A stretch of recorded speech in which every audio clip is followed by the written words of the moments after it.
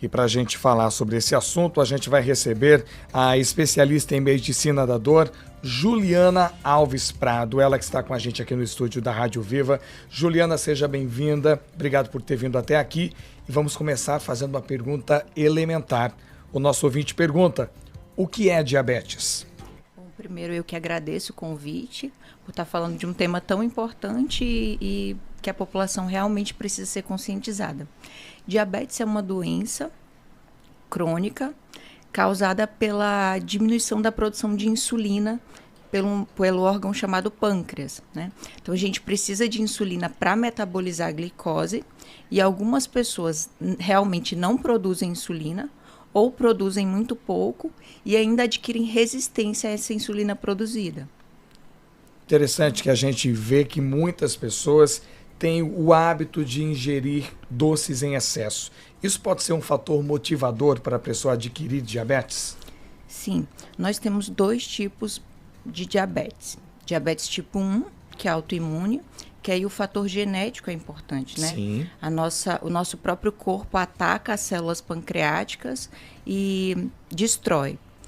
Já o diabetes tipo 2, que é o diabetes mais comum, realmente a ingesta de carboidratos em excesso é fator de risco, junto com a inatividade física, com sobrepeso e hábitos de vida pouco saudáveis, que tabagismo, tudo isso são fatores de risco. Né? Isso. Doutora Juliana, vamos entrar então em neuropatia diabética. Confesso à senhora que é a primeira vez que eu ouço essa terminologia. A senhora poderia explicar para a gente? Então, neuropatia diabética é a complicação mais comum do diabetes e, paradoxalmente, a menos conhecida, né? A glicose em excesso no sangue é tóxica para várias células, mas principalmente para os nervos periféricos. Então, os nervos são como se fossem fios que levam as informações do cérebro até as extremidades do corpo e para os órgãos, né? Entendi. A pessoa ela começa a sentir dores, então, provocadas pela diabetes, mas há como controlar isso? Sim, nós temos dois tipos de neuropatia, com sintomas positivos ou com sintomas negativos. Com sintomas positivos, nós sentimos dor constante, que tende a piorar durante a noite, sensação de formigamento, de agulhamento, pontada. Tem pacientes que relatam que sentem como se estivessem pisando em gelo ou como se estivessem com uma meia muito apertada nos pés o tempo todo. Mas tem um outro tipo, que é com sintomas negativos, que você perde a sensibilidade e não sente dor. E é tão grave quanto, porque aí acontece de os pacientes se lesionarem e não sentirem, né? Então, às vezes tem lesão grave nos membros e não percebem. É um caso interessante, Rosali, quando a gente fala sobre diabetes, eu conheço pessoas que tiveram que amputar membros justamente por conta desses sintomas. Quando a senhora faz a diferença aí de sintomas positivos e negativos, parece até que o sintoma é positivo, sentir a dor. Mas para o organismo é um sinal de alerta de que algo está errado e precisa ser resolvido, é isso? Exatamente. Mas é um tipo de dor que é bem diferente. Por exemplo, se você cortar o braço ou a perna, a gente chama de dor nociceptiva, né?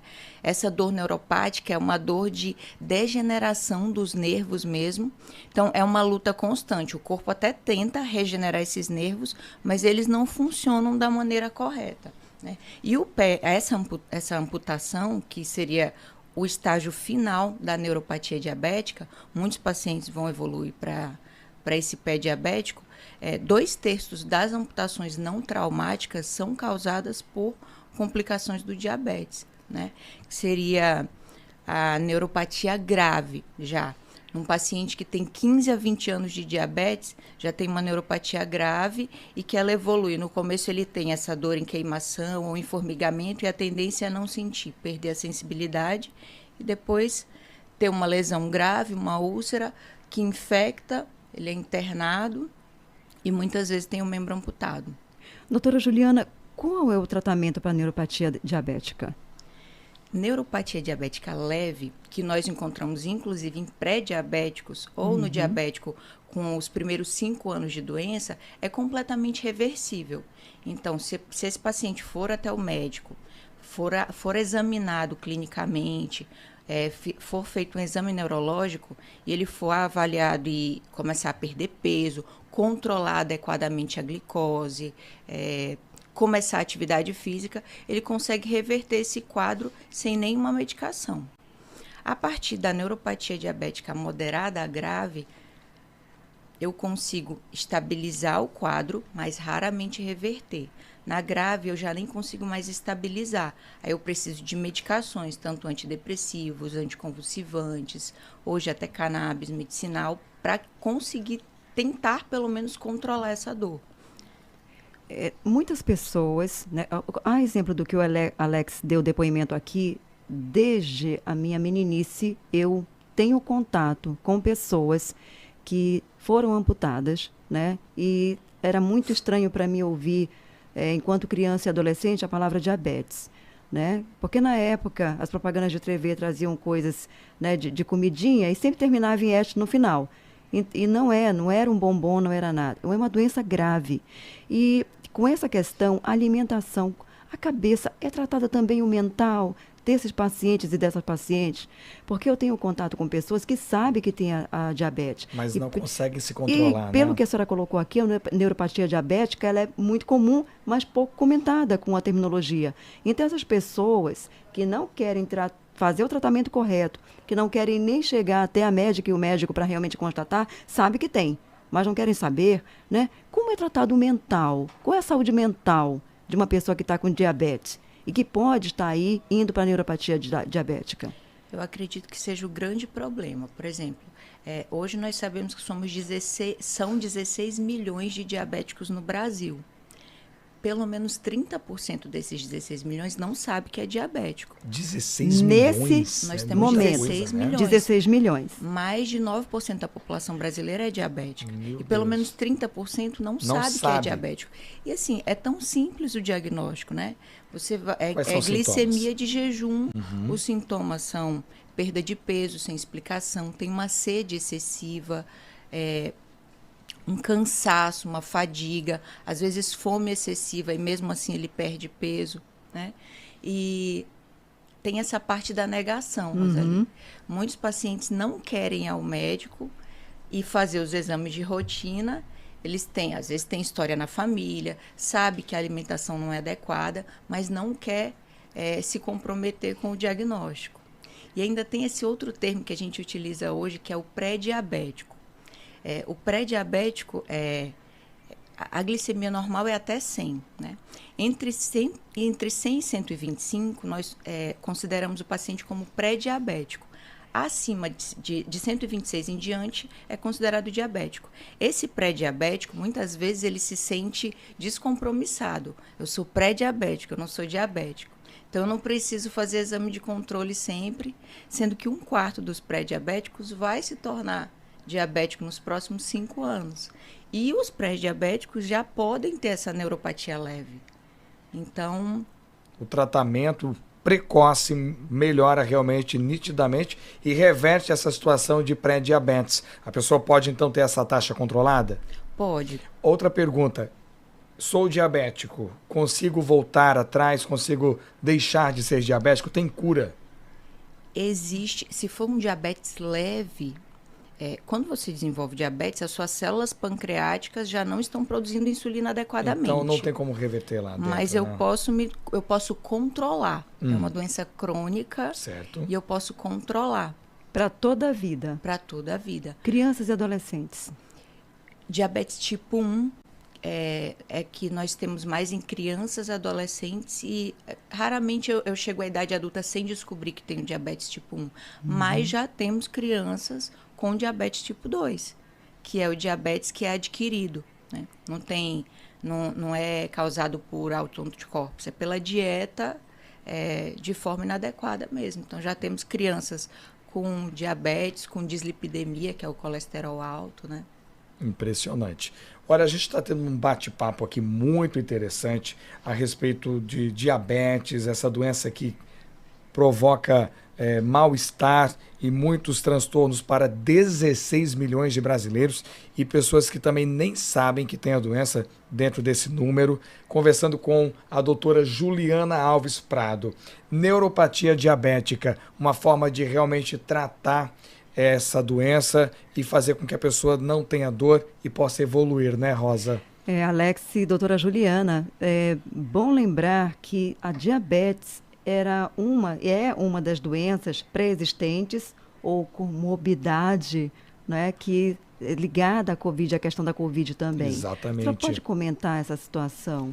Bom, o diabético, ele tem uma imunidade um pouco rebaixada. Então, ele tem, principalmente se a glicemia não estiver controlada, né? Então, existe, inclusive, um calendário vacinal que o diabético tem que aderir. O diabético teve prioridade na vacina contra a Covid, porque todos os pacientes com doenças crônicas, como é o diabetes, têm mais chance de ter complicação do Covid, né?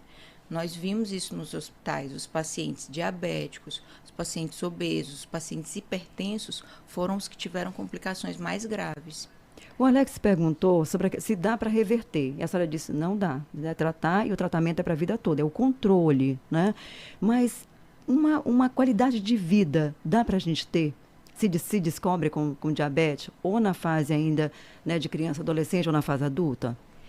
Até que, Roseli, um diabetes leve, se eu tiver dieta adequada, perda de peso, atividade física, eu posso muitas vezes conseguir deixar de tomar medicação e voltar para a minha glicemia normal. Mas vai ter que ser um paciente que vai ter que ficar sempre atento. Comprometimento. Exatamente. É o compromisso com a própria mudança saúde. De estilo de vida. E da família, porque como foi colocada a reportagem, verdade, a reportagem lá da Débora Martins, tem que ter recurso, né? E realmente a gente vê uma família, eu tenho casos de uma família bem perto de nós, que foram 12 anos de luta, uma só pessoa mobilizando 17 outras pessoas na família, né? Porque começou a amputar, começou a perder parte do corpo. E foi um sofrimento muito grande, porque nós vimos essa pessoa tão exuberante no momento e decair, gente, a imagem esquálida, né? Eu fiquei muito assustada. Né? Depois de 2 anos, então, depois da pandemia, nós voltamos a nos reencontrar e a pessoa já estava assim com totalmente, a saúde totalmente comprometida, porque vai puxando, né, outras situações também, outras doenças vão sendo oportunistas e vão entrando. Sim, doenças cardiovasculares, inclusive, porque vai começando a ter entupimento dos vasos sanguíneos, então, e outras doenças vão ficando juntas, como a hipertensão, a alteração do colesterol. Então, é fator de risco para ter infarto, para ter derrame, e ser um paciente complicado. Hoje, o diabetes é realmente um problema de saúde pública. Os gastos são muito grandes. As mortes por diabetes são maiores do que as mortes por AIDS e câncer de mama juntos no Brasil. Então, nós temos 4 milhões de mortes diretamente causadas pelo diabetes ou pelas complicações dele, né? E as maiores internações pelo diabetes são por causa do pé diabético, que é a complicação final da neuropatia diabética, né? E essa questão também de recursos, né? Mobiliza toda a família, modifica-se o espaço da residência também, porque tem que ser tudo adequado, camas especiais, né? Travesseiros especiais, sim, alimentação. Calçados sim, calçados e ainda, como é que se diz, as pessoas tendo que se revezar para ver quem vai passar a noite, quem vai passar o dia com aquela pessoa. Muda toda a dinâmica da família mesmo.